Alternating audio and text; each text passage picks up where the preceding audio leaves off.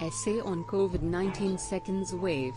COVID-19 has brought an unusual time upon us, forcing us all to adapt suddenly to life with lockdowns, quarantining, and social distancing.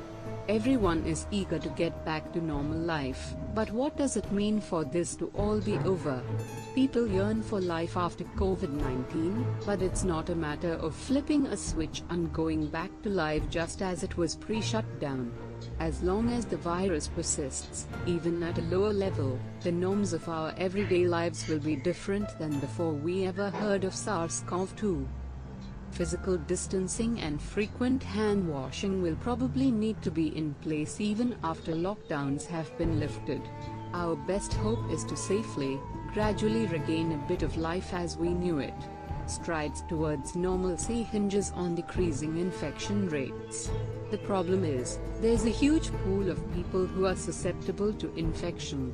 India reported more than 1 lakh new infections in a day, getting only the second country in the world after the United Nations to hit that mark.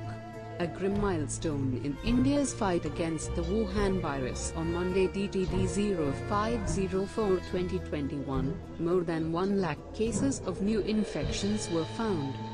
The highest single-day figures for India since the pandemic began at the start of the new year. India was breathing easy, but today it seems like the virus has come back with a vengeance.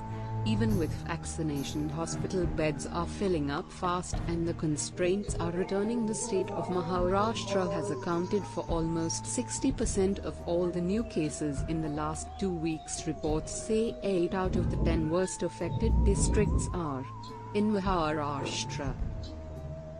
The state government has declared a night and weekend curfew. Public spaces such as parks, shopping malls and cinemas are closed again. India's neighborhood is battling a surge too. Bangladesh has decided to impose a week-long lockdown after recording more than 7,000 new cases on Sunday DTD 0404-2021. This is the highest daily count for Bangladesh. Only emergency and utility services will operate for another 7 days. Factories can stay open, but they will have to follow strict hygiene principles. The second wave has swept Pakistan too. On Saturday DTD 0304-2021, the nation reported more than 5,000 cases. Islamabad claims this surge is worse than last year's wave.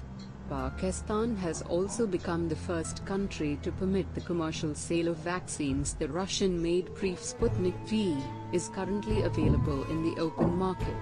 It's been priced at 12,000 Pakistani rupees or $80, a cost price that may keep the life-saving jabs out of the hands of the poor. Will constitute nearly 1/4 of Pakistan.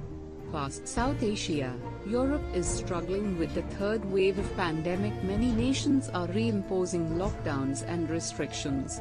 France declared its third national lockdown. Thousands of cops were spotted on the streets of Paris on Monday DTD 0504-2021 asking people to wear masks. Those who broke the rules were fined immediately. In contrast, in the United Kingdom, which is slowly opening up, new Wuhan virus cases have reduced dramatically in the UK thanks to its vaccination program. After inoculating more than 47% of its population with at least 1 dose, new infections are now down to only 6% of the summit that was reported in January. That is when the so-called UK breed had led to a big rise in cases. 3 months on, the British government is lifting lockdown restrictions. People may now meet outdoors. Outdoor sports facilities have also reopened for the rest of the world. That the writing is on the wall. It's critical to vaccinate large sections of the population to beat the surge, and it must be done sooner rather than later. The deadly second wave is sweeping through South Asia from Pakistan to India and Bangladesh. All states are reporting a record spike in cases. Thank you so much.